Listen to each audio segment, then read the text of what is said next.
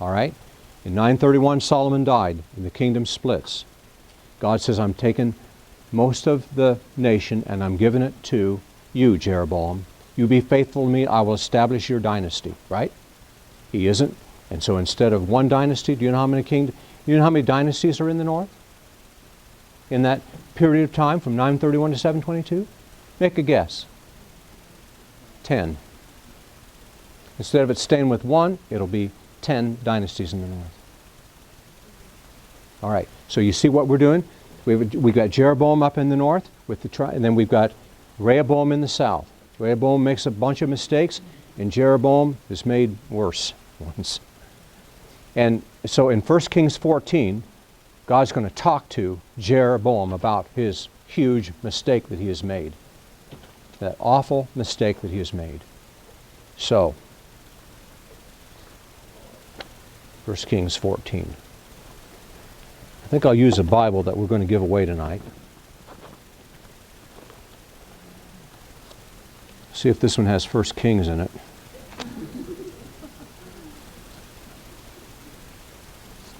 At the time, Abijah, son of Jeroboam, became ill, and Jeroboam said to his wife, "Go disguise yourself so you won't be recognized as the wife of Jeroboam." As we read through this, I want you to note if you see any absurdity in Jeroboam's logic. And I don't know if he's on something or just what, but this guy, well, just listen.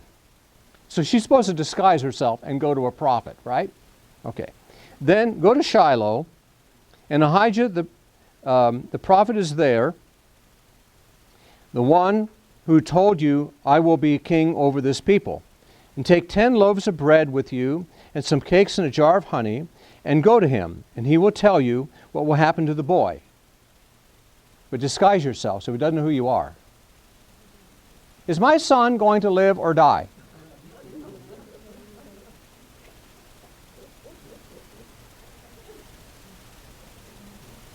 Well, if I don't know who you are, how am I supposed to know? Right? Does anybody notice some absurdity here? This is one of the funniest pages in my Bible. So Jeroboam's wife did what he said, and went to Ahijah's house in Shiloh. Now Ahijah could not see; he's blind. So why disguise yourself?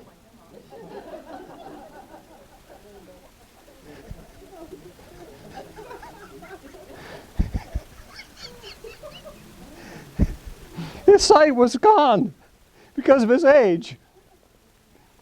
But the Lord had told Ahijah, Jeroboam's wife is coming to ask you about her son, for he is ill, and you are to give her such and such an answer, and when she arrives, she will pretend to be someone else.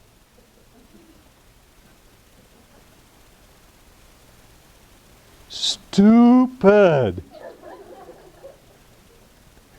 So when Ahijah heard the sound of her footsteps at the door, he said, "Come in, wife of Jeroboam."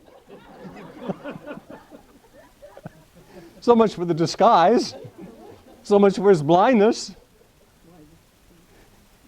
Why this pretense? Is this a costume party we're going to?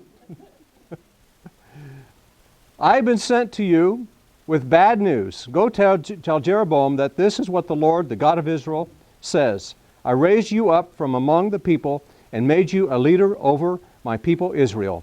I tore the kingdom away from the house of David and gave it to you, but you have not been like my servant David, who kept my commands and followed me with all his heart, doing only what is right in my eyes. You have done more evil than all who lived before you. Ooh, that's a cutting remark, isn't it?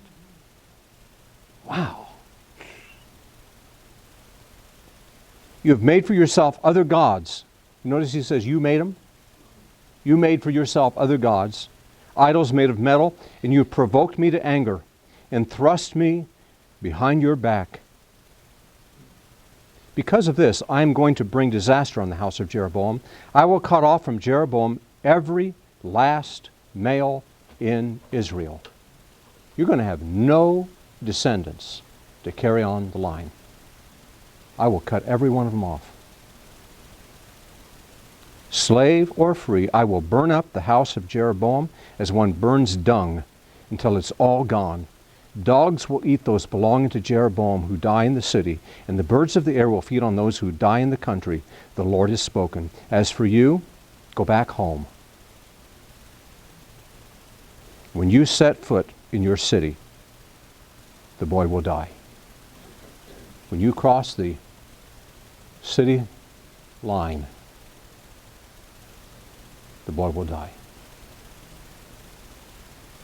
All Israel will mourn for him and bury him. He is the only one belonging to Jeroboam who will be buried, because he is the only one in the house of Jeroboam in whom the Lord, the God of Israel, has found anything good. And yet I'm going to take his life. Isn't that something? He was a boy in whom the Lord had found something good, but God's going to judge him because of the sins of his father.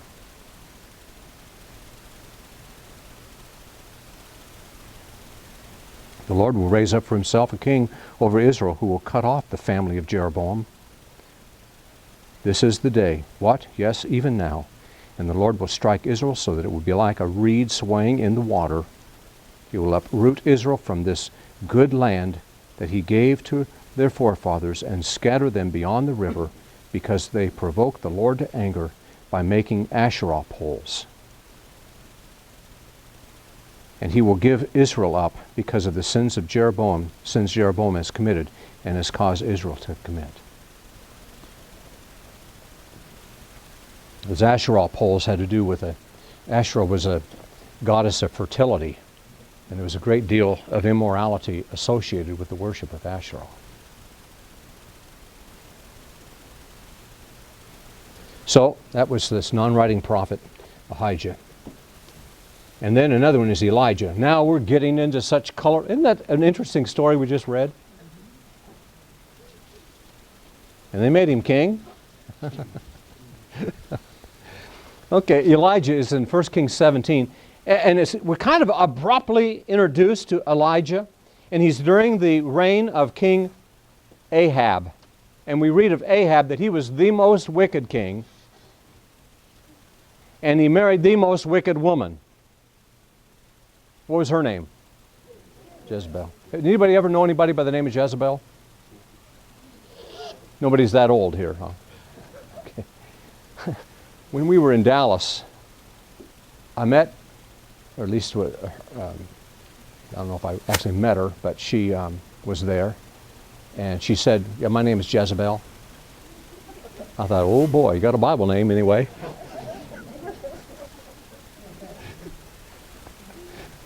Apparently Mama couldn't read.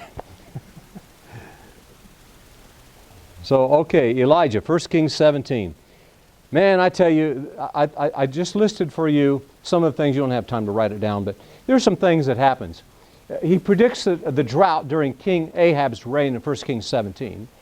And then God says to him, okay, you've done what you're supposed to do. Now it's time to run. And I'm going to hide you down by the brook Kedrith, and that would be down probably close to the bottom of the Dead Sea. And and there I've commanded the ravens to come and feed you.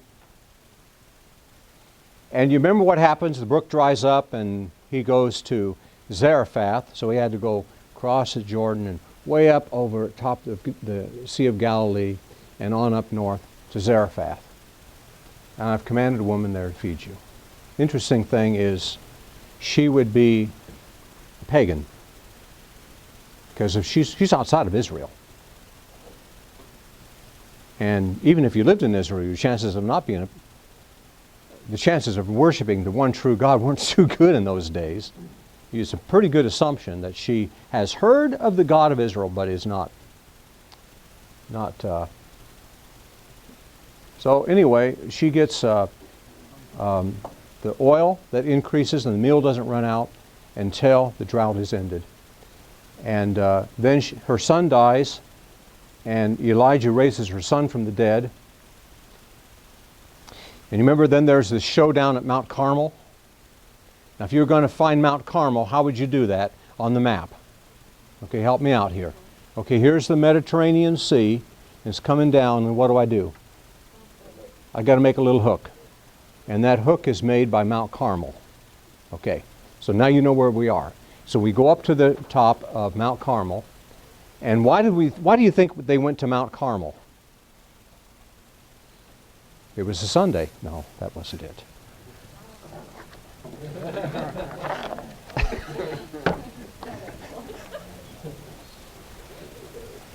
Why do you think they went to Mount Carmel?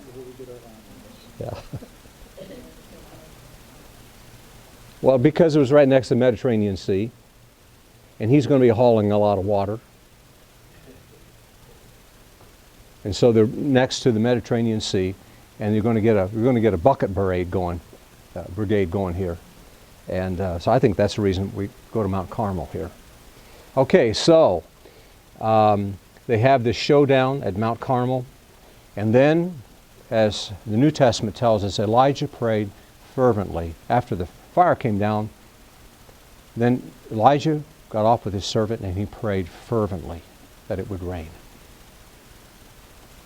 I get the idea that he begged God, now in this drought, and bless your people. And he prayed and he prayed and he wouldn't give up praying. And finally the servant came back and said, well, there's this little tiny cloud about the size of your hand out there. Really? Okay. We're going to run out of time if we don't hurry. And so he runs to Ahab and says, you better get down off the mountain. These are not paved roads, you know. And you better get down off this mountain because I hear the sound of the thunder and it's coming our way. He heard that by faith. All that's out there is a small cloud. And pretty soon, it's just pouring down rain. You know, one of my favorite parts of this is that, Ahab is in the chariot. He's pulled by horses, and they're going along, and he's going along, and all of a sudden, who was that passed me? Old man Elijah passes him. He outruns the chariot. They go down to Jezreel. I like that. Do we have any runners here?